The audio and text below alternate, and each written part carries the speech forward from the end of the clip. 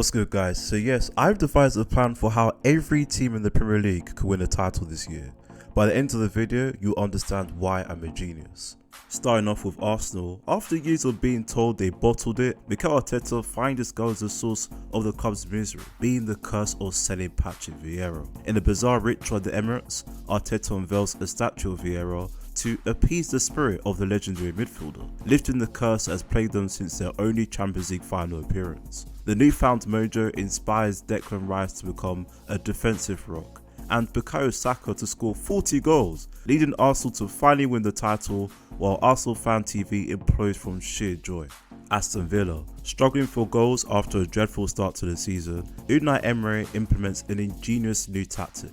Every time Jadon Sancho gets the ball, the stadium speakers blast his girlfriend's Saweetie songs, hypnotising defenders into a synchronised dance. Meanwhile, Ollie Watkins, free from the pressure of missing big chances, taps in goal after goal, while opponents are busy hitting the griddy. Villa cruise to the title, proving Emery's philosophy of constant improvement can even weaponise social media trends. Bournemouth, tired of being an inconsistent side, Bournemouth's manager signs a secret pact with the sea itself. During home games at the Vitality Stadium, a mysterious sea mist rolls in, so thick that opponents can't see their own feet. Antoine Semenyo and Justin Kluivert, having home advantage on the coast, navigate the fog with ease, scoring at will. Bournemouth finish the season undefeated at home and win the league, although PGMOL is forced to introduce sonar technology for referees the following season.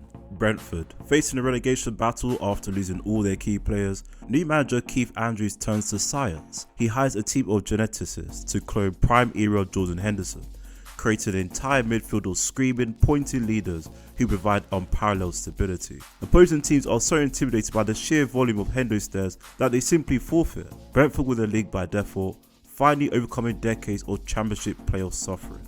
Brighton and Hove Albion. Fed up with being a well-run club that wins nothing but profit, owner Tony Bloom embraces chaos. In January, he rehires every player he's ever sold, fielding a 35-man team every match.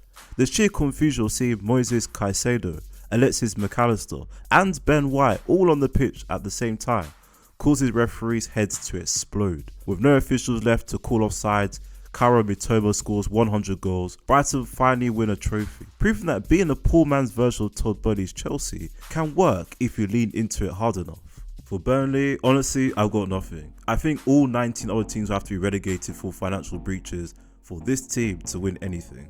Chelsea, inspired by Cole Palmer's wizardry in the Club World Cup final, Enzo Maresca makes him the player-manager king of Chelsea. Palmer, drunk on power, decrees that every player must legally change their name to Cole Palmer. The resulting confusion leads to opponents marking the wrong Cole Palmer, while the real Cole Palmer scores a hat-trick every game. Chelsea win the league, and Palmer becomes the first player to win the Ballon d'Or while simultaneously managing, playing for, and owning a Premier League club.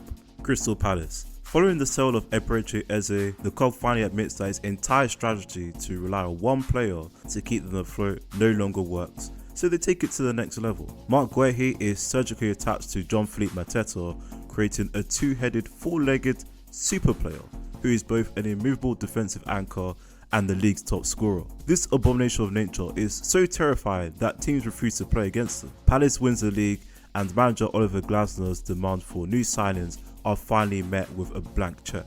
Everton. The constant cycle of poor managerial appointments and even poorer player recruitment finally breaks the club. To compensate for their shiny new £500 million stadium, the board decides to replace the entire squad with mannequins from a closing down department store. Miraculously, the mannequins prove more effective than the actual players. Their rigid, unmoving defensive line baffling opponents. Everton win the league with a record of 38 consecutive 0-0 draws. Manager David Moyes is held as a tactical genius, despite spending the entire season yelling at inanimate objects from the touchline. Fulham, owner Shad Khan, tired of his team being seen as an irrelevant afterthought in the shadow of Chelsea, leans into his other gig as the owner of the Jacksonville Jaguars. He replaces the entire squad with actual Jaguars, teaching them to carry the ball into the end zone. I mean the goal. The ferocious speed and tendency to rip out opponents' jugglers make them the most feared team in history. Fulham walks to the title, but the FA outlaws the use of animals the following season. But what a run it was. Leeds United, back in the Premier League but with an attack weaker than the one that got them promoted, Daniel Farke needs a miracle. He finds it by embracing the club's dirty Leeds reputation. Before every match, the players are forced to watch a 24-hour loop of Vinnie Jones' hardest tackles. Inspired, the team abandons football entirely and focuses on instigating mass brawls. Referees, too terrified to issue red cards, simply award Leeds a 3-0 victory every week to avoid getting their legs broken. They win the league, finally getting one over their fiercest rivals Manchester United, who they haven't beaten in a millennium. Liverpool. A clerical error, the FA accidentally awards the Premier League trophy to the team with the most moral fan base. Liverpool wins in a landslide. Fans celebrate by shaming Luis Suarez and honouring all the titles Steven Gerrard should have won but were not his fault. In his victory speech, Arne Slot declares, "It took 3 decades, but we proved that if you shout loud enough and ignore all facts, you can achieve anything." Manchester City. After years of everyone knowing their cheats, the Premier League finally acts on the 115 charges of breaching financial rules. However, instead of relegation, the punishment is that Pep Guardiola is replaced by an actual oil barrel for the season. The barrel, affectionately named Shiki, communicates tactical instructions via a series of ominous gurgles. The players, so used to Guardiola's complex system, don't notice the difference. Erling Haaland scores 70 goals, Oscar Bob has a breakout year, and City win the league again, proving that their success has absolutely nothing to do with tactical genius and everything to do with having more money than God. Manchester United.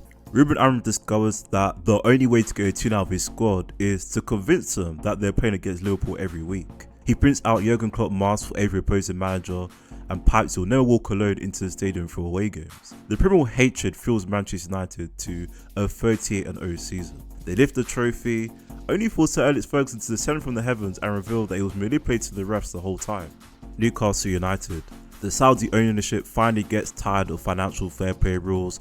They buy the entire Premier League, renaming it the Saudi Pro League UK division. All other teams are immediately docked 100 points for historical financial mismanagement. Newcastle, led by the perpetually committed Bruno Guimaraes, wins the title for a record 10 points, proving that if you can't beat them, buy them.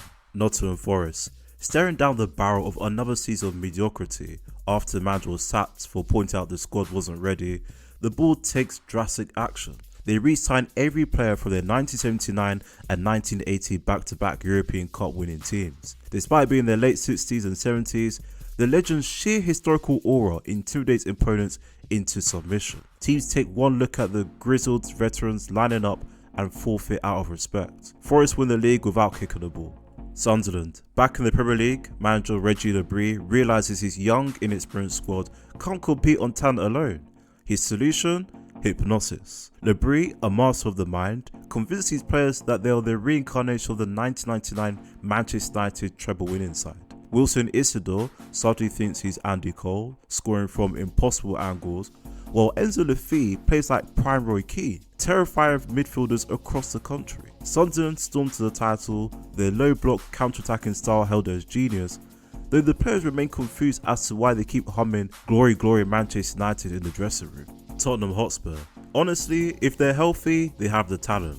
They just have to hope they don't play a team from Leicester in the final month of the season or allow Arsenal to finish above them. It also wouldn't hurt if Ange Postecoglou returned and instilled a belief so powerful it physically prevents the players from choking in big moments. West Ham United.